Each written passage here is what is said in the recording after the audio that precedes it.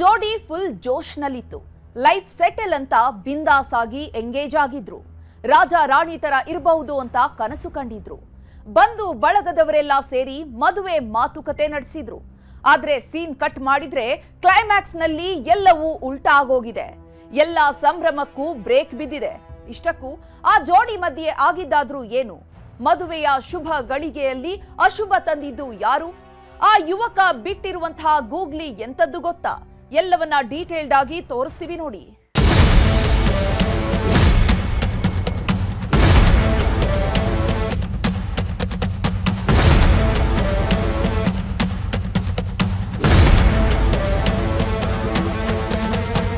ಎಲ್ಲೂನು ಮೆನ್ಷನ್ನೇ ಮಾಡಿಲ್ಲ. ನಮಗೆ ಫ್ರಾಡ್ ಮಾಡೋನೆ, ಬೇರೆ ಹುಡುಗಿನಿಗೆ ವಂಚಾಗ್ತಾ ಇದ್ದಾನೆ.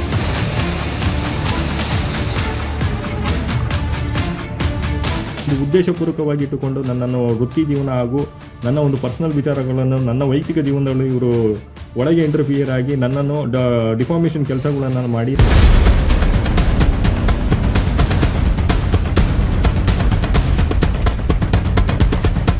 ಹುಡುಗಿನ ಎಂಗೇಜ್ಮೆಂಟ್ ಆಗ್ಬಿಟ್ಮೇಲೆ ಹೆಂಗಿದು ಹೊಸದಾಗಿ 2 ವಾರದಿಂದ ಆಗ್ತಾ ಇದೆ? ಅದೇ ಗೊತ್ತಿಲ್ಲ. ನಮ್ಮ ಹತ್ರ ಕಾಂಟ್ಯಾಕ್ಟ್ ಅಲ್ಲಿ ಇರ್ಬೇಕಾದ್ರೇನೆ ಹಾಕೋನೆ PhD ಡಾಕ್ಟರ್ ಆಫ್ ಫಿಲಾಸಫಿ ಅಂತ ಹಾಕಿದ್ದಾನೆ. ಆದ್ರೆ ಇದರಲ್ಲಿ LLB ಅಂತ ಹಾಕೇ ಇಲ್ಲ ಎಲ್ಲೂನು.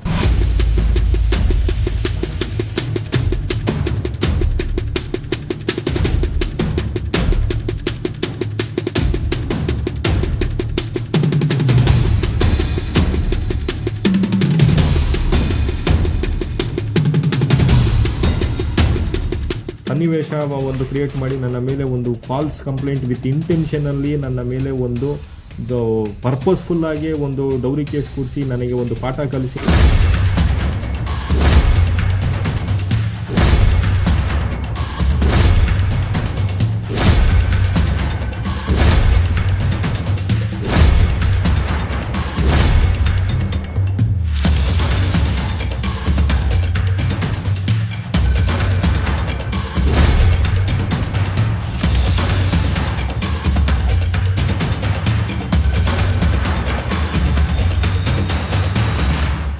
ಕಣ್ಣಿಗೆ ಕೂಲಿಂಗ್ ಗ್ಲಾಸು, ಡಿಫರೆಂಟ್ ಆಗಿ ಪೋಸು, ಎಲ್ಲವೂ ಕೂಡ ಹೈ-ಫೈ ಲುಕ್ಕು, ಹೀರೋ ರೇಂಜ್ಗೆ ಸ್ಮೈಲು, ನೋಡೋಕೆ ಸ್ಮಾರ್ಟು, ವಿದ್ಯೆ ಬುದ್ಧಿನೂ ಚೆನ್ನಾಗಿತ್ತು, ಜೀವನವೂ ಕೂಡ ಅದ್ಧೂರಿಯಾಗಿ ಸಾಕ್ತಿತ್ತು.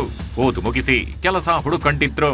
ಇನ್ನೇನಿದ್ರು ಮದುವೆ ಆಗೋಣ, ಬಾಳ ಸಂಗಾತಿಯನ್ನ ಹುಡುಕೋಣ, ಅರ್ಥ ಮಾಡಿಕೊಳ್ಳುವ ಹೆಣ್ಣು ಜೊತೆಗಿದ್ರೆ ಮತ್ತಷ್ಟು ಸಕ್ಸಸ್ ಸಿಗತ್ತೆ, ಮತ್ತಷ್ಟು ಜೀವನ ಸುಂದರವಾಗಿರುತ್ತೆ ಅಂತ ಕನಸು ಕಂಡಿದ್ದ. ಕನಸಿನ ರಾಣಿಗಾಗಿ ಹುಡುಕಾಟ ನಡೆಸ್ತಿದ್ದ. ಅವಳೊಂದಿಗಿನ ಮಧುರ ಕ್ಷಣವನ್ನ ತಲೆಯಲ್ಲಿ ರಿವೈಂಡ್ ಮಾಡ್ಕೊಂಡು ಖುಷಿಯಾಗಿದ್ದ. ಆದ್ರೆ ಮದುವೆ ನಡೆಯೋಕು ಮುನ್ನವೇ ಈ ವ್ಯಕ್ತಿಯ ಬದುಕಿನಲ್ಲಿ ಸುಂಟರ ಗಾಳಿ, ಬಿರುಗಾಳಿ, ಸುನಾಮಿ ಎಲ್ಲವೂ ಒಟ್ಟೊಟ್ಟಿಗೆ ಗೆದ್ದಿದೆ.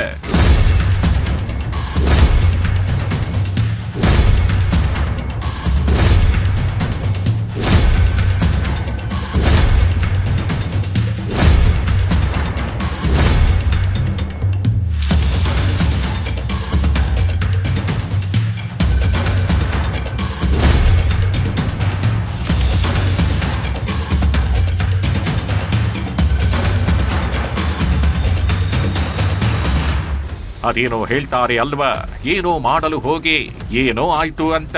ಥೇಟ್ ಅದೇ ದಾರಿಯಲ್ದಿದ್ದಾರೆ ಈ ಕೂಲಿಂಗ್ ಪರ್ಸನ್. ಹೆಸರು ಪ್ರದೀಪ್ ಸೋಲೋಮನ್ ಅಂತ. PhD ಡಾಕ್ಟರ್ ಆಫ್ ಫಿಲಾಸಫಿ ಓದಿದ್ದೀನಿ ಅಂತ ಬರೆದುಕೊಂಡಿರೋ ಈ ಪ್ರದೀಪನ ಬಂಡವಾಳವನ್ನ ಯುವತಿಯೊಬ್ಬರು ಬಿಚ್ಚಿಟ್ಟಿದ್ದಾರೆ. ಯುವತಿಯ ಕುಟುಂಬಸ್ಥರು ಈ ಪ್ರದೀಪನ ಶಾದಿ ಸೋದಿ ಎಂಥದ್ದು ಅಂತ FIR ದಾಖಲಿಸಿ ಎಳೆಯಾಗಿ ಬಟ್ಟಿ ಇಳಿಸಿದ್ದಾರೆ. ಮೈಸೂರಿನಲ್ಲಿ ಬಂಗಲೆ, PhD holder profile, palace ground ನಲ್ಲಿ ರಿಸೆಪ್ಷನ್, ಫಾರ್ಚೂನರ್ ಕಾರ್, 1 kg ಚಿನ್ನ, ಶಾದಿ ಜಾಲ, ದುಡ್ಡಿನ ದಾಹ. ಯುವಕ ಕೊಟ್ಟ ಕ್ಲಾರಿಟಿ ಏನು? ಅಬ್ಬಬ್ಬ, ಚಿನ್ನವನ್ನ ಮುಟ್ಟೋಕೆ ಭಯ ಪಡುವಂತಹ ದಿನಗಳು ಕಣ್ಮುಂದೇಗಿವೆ. 1 ಗ್ರಾಂ ಚಿನ್ನ ಖರೀದಿ ಮಾಡಬೇಕು ಅಂದ್ರೆ ಹಿಂದೆ ಮುಂದೆ ನೋಡಬೇಕಾದಂತ ಪರಿಸ್ಥಿತಿ ಇದೆ. ಇಂತಹ ಪರಿಸ್ಥಿತಿಯಲ್ಲಿ ಈ PhD ಪ್ರದೀಪ್ ಕೇಳಿರೋದು 1 kg ಬಂಗಾರವಂತೆ. ಇವನ PhD ಪ್ರೊಫೈಲ್ಗೆ ಅದೊಂದು ಉದ್ಯಮಿ ಕುಟುಂಬ 1 ಕೆಜಿಗಿಂತಲೂ ಜಾಸ್ತಿ ಚಿನ್ನ ಕೊಡೋಕೆ ರೆಡಿಗಿತ್ತು. ಬೆಂಗಳೂರಿನ ಅದೊಂದು ಕುಟುಂಬ ಇವನಿಗೆ ಗಿಳಿಯಂತೆ ಸಾಕಿದ್ದ ಹುಡುಗಿಯನ್ನ ಕೊಟ್ಟು ಮದುವೆ ಮಾಡೋಕೆ ಸಿದ್ಧಗೊಂಡಿತ್ತು. ಆದರೆ ಅದೇ ಕುಟುಂಬ ಈ ಪ್ರದೀಪನ ಆಟವೇ ಬೇರೆ, ಈ ಪ್ರದೀಪನ ಪ್ಲಾನೇ ಬೇರೆ. ಈ ಪ್ರದೀಪ್ ರಿಯಲ್ ಆಗಿ PhD ಮಾಡಿರೋದು ವಂಚನೆ ಮಾಡೋದ್ರಲ್ಲಿ ಅಂತ ಆಡುಗೋಡಿ ಠಾಣೆಯಲ್ಲಿ FIR ದಾಖಲಿಸಿದ್ದಾರೆ.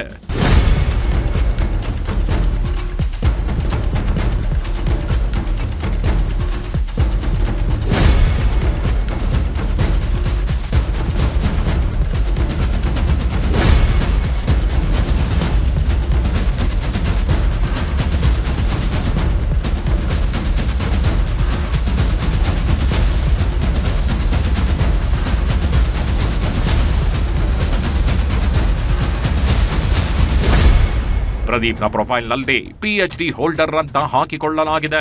ಆದರೆ ಈ ಪ್ರದೀಪ್ ಯಾವ PhDಯನ್ನು ಮಾಡಿಲ್ಲ, ಯಾವ ಬಂಗಲೆಯನ್ನು ಹೊಂದಿಲ್ಲ.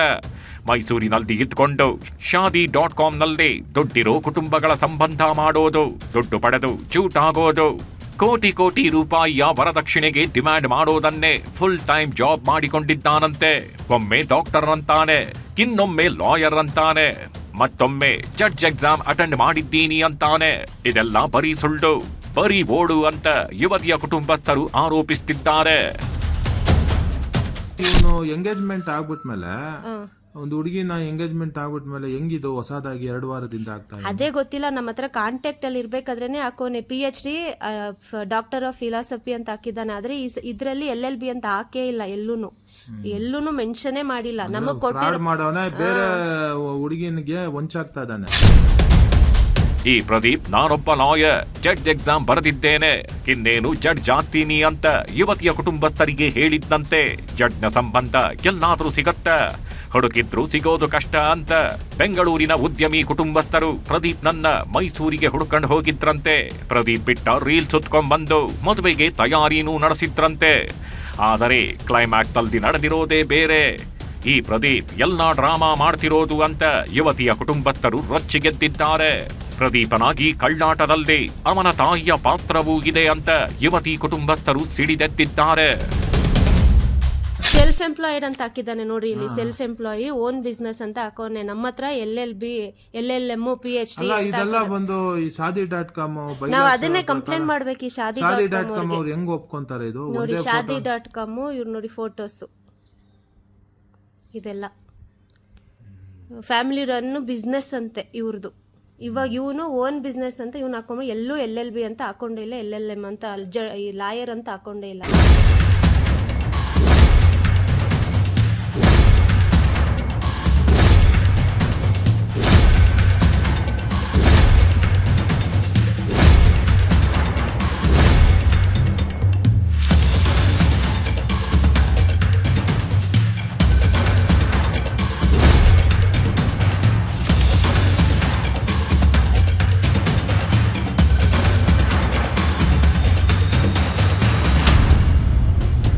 ಈ ಶಾದಿ.com ನಲ್ಲಿ ಮಿಂಚ್ತಿರೋ ಪ್ರದೀಪ್ ಜೊತೆ ಮದುವೆ ಆಗ್ಬೇಕು ಅಂದ್ರೆ ಸುಮ್ಮನೆ ಅಲ್ಲ.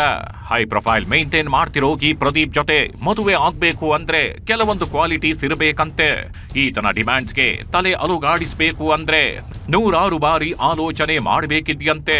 ಇಷ್ಟಕ್ಕೂ ಬೆಂಗಳೂರಿನ ಯುವತಿ ಕುಟುಂಬಸ್ಥರು ಹಾಗೂ ಮೈಸೂರಿನ ಈ ಪ್ರದೀಪ್ ನಡುವೆ ನಡೆದಿದ್ದ ಮದುವೆ ಮಾತು ಹೇಗಿತ್ತು, ಈತನ ಡಿಮ್ಯಾಂಡ್ಸ್ ಏನಿದ್ವು, ಯುವತಿಯ ಕುಟುಂಬಸ್ಥರು ಆರೋಪಿಸ್ತಿರೋದೇನು ಅಂತ ನೋಡಿದ್ರೆ ಶಾಕ್ ಆಗೋದು ಪಕ್ಕ. ಅದು ಕಳೆದ ಡಿಸೆಂಬರ್ ತಿಂಗಳು 2025. ಆ ತಿಂಗಳಲ್ಲಿ ಅದ್ದೂರಿಯಾಗಿ ಮದುವೆ ಮಾಡಿಕೊಡುವಂತೆ ಪ್ರದೀಪ್ ಹಾಗೂ ತಾಯಿ ಡಿಮ್ಯಾಂಡ್ ಮಾಡಿದ್ರಂತೆ. ಇಷ್ಟೇ ಅಲ್ಲ, ವರದಕ್ಷಿಣೆಯಾಗಿ 1 ಫಾರ್ಚುನರ್ ಕಾರ್ ಕೊಡಬೇಕು, 1 ಕೆಜಿ ಬಂಗಾರ ನೀಡಬೇಕು, ಇದರ ಜೊತೆಗೆ ಬೆಂಗಳೂರಿನಲ್ಲಿ 1 ಮನೆ ಕೊಡಿಸಬೇಕು. ಇಷ್ಟೆಲ್ಲ ಮದುವೆಗೂ ಮುನ್ನವೇ ಕೊಡಿಸಬೇಕು ಅಂತ ಡಿಮ್ಯಾಂಡ್ ಮಾಡಿದ್ರು. ಮದುವೆ ಸಮಯದಲ್ಲಿ ಯುವಕನಿಗೆ ಚೈನ್, ಬ್ರೇಸ್ಲೆಟ್, ಉಂಗುರ ಹಾಗೂ ವಾಚ್ ಹಾಕಬೇಕು ಅಂತ ಬೇಡಿಕೆಗಿಟ್ಟಿದ್ರಂತೆ. ಇರೋಕ್ ಮನೆ, ಓಡಾಡೋಕೆ ಕಾರು, 1 ಕೆಜಿ ಗೋಲ್ಡ್ ಕೊಟ್ರೆ ಹೆಣ್ಣು ಮಗಳನ್ನ ನೋಡಿಕೊಳ್ಳೋಕೆ ಈತನೇ ಬೇಕ. ಯಾರು ಬೇಕಾದ್ರೂ ಹೆಂಡತಿಯನ್ನ ತುಂಬಾನೇ ಚೆನ್ನಾಗಿ ನೋಡ್ಕೊಳ್ತಾರೆ. ಆದರೆ ಈ ಪ್ರದೀಪ್ ಇಡೀ ಕುಟುಂಬವನ್ನೇ ಗುಡಿಸಿ ಗುಂಡಾಂತರ ಮಾಡೋ ಪ್ಲಾನ್ ಮಾಡ್ಕೊಂಡಿದ್ದಂತೆ. ಫೆಬ್ರವರಿ 8, 2026ರಲ್ಲಿ ನಿಶ್ಚಿತಾರ್ಥನೂ ಮಾಡಿಕೊಂಡಿದ್ದಂತೆ. ನಿಶ್ಚಿತಾರ್ಥಕ್ಕೆ ಉಂಗುರವನ್ನ ಯುವತಿ ಮನೆಯವರೇ ಇಬ್ಬರಿಗೂ ಕೊಡಿಸಿದ್ರಂತೆ. ಇದಾದ ಬಳಿಕ ಮ್ಯಾರೇಜ್ಗೆ ಮೊದಲ ಹೆಜ್ಜೆ ಇಟ್ಟ ಬಳಿಕ ಪ್ರದೀಪ್ ಕುಟುಂಬ ಮತ್ತೆ ಡಿಮ್ಯಾಂಡ್ ಮಾಡಿತ್ತು. ಈ ಪ್ರದೀಪ್ ಕುಟುಂಬಸ್ಥರು ಮೈಸೂರಿನಲ್ಲಿ ಅದ್ದೂರಿಯಾಗಿ ಮದುವೆ ಮಾಡಿಕೊಡಬೇಕು, ನಂತರ ಬೆಂಗಳೂರಿನ ಪ್ಯಾಲೇಸ್ ಗ್ರೌಂಡ್ ನಲ್ಲಿ ರಿಸೆಪ್ಷನ್ ನಡೆಸಬೇಕು ಅಂತ ಡಿಮ್ಯಾಂಡ್ ಮಾಡಿದ್ರಂತೆ. ಹೀಗಾಗಿ ಯುವತಿ ತಂದೆ ಪ್ಯಾಲೇಸ್ ಗ್ರೌಂಡ್ ಬುಕ್ಕಿಂಗ್ಗೆ ಅಂತ 5,90,000 ಅಡ್ವಾನ್ಸ್ ಕೊಟ್ಟಿದ್ರಂತೆ. ಇದೇ ವೇಳೆ ಅಡುಗೆ ಮಾಡುವವರಿಗೆ 8 ಲಕ್ಷ, ಡೆಕೋರೇಷನ್ಗೆ 12,50,000, ಆಮಂತ್ರಣ ಪತ್ರಿಕೆಗೆ 3,91,000 ರೂಪಾಯಿ ಅಡ್ವಾನ್ಸ್ ಕೊಟ್ಟಿದ್ರಂತೆ. ಸಾಲದಕ್ಕೆ ಪ್ರೀ ವೆಡ್ಡಿಂಗ್ ಫೋಟೋ ಶೂಟ್ಗೆ 1 ಲಕ್ಷ ಖರ್ಚು ಮಾಡಿದ್ರಂತೆ.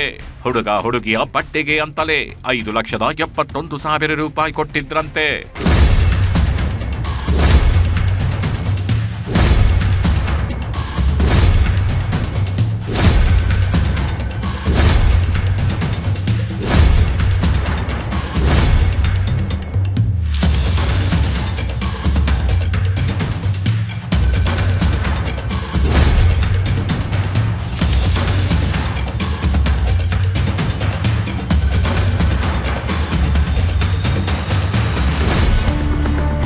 ಇಷ್ಟೆಲ್ಲ ಖರ್ಚು ಮಾಡಿದ್ಮೇಲೆ ಇನ್ನೇನು ಮದುವೆ ಹತ್ತಿರವಾಗ್ತಿದ್ದಂತೆ ಪ್ರದೀಪ್ ಕುಟುಂಬಸ್ಥರು ಅಸಲಿ ಮುಖವಾಡ ಕಳಚಿದ್ರಂತೆ.